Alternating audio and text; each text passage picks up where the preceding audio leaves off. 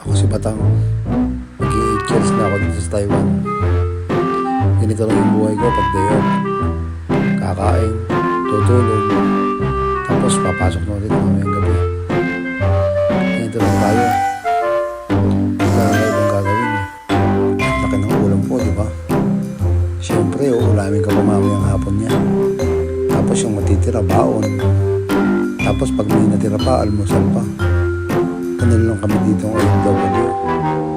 Na kailangan nag-iisip ka ng ulam na sobra para hindi ka luluto ng luto. Ikaw ba? Nagawa mo rin ba ito? Mga OFW ka, siguro alam mo ito. Pero siguro kung hindi, siguro sasabihin mo naman, tamad ako. Tamad lang ako. Pagka ganito. Hindi yung iba. Saan gusto mo lang talagang matulog? Kumain.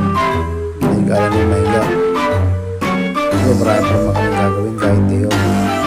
Maglalaba. Maglilinis. Kaya tuloy lang. Tuloy lang ang buhay. Nag-FW ka. Kaya nga ako, nagsasawa na ako maging FW dito. Parang nagsasawa na akong buhay ganito. Kaya minsan nakakaisip akong umuwi na lang. Siyempre, laban lang.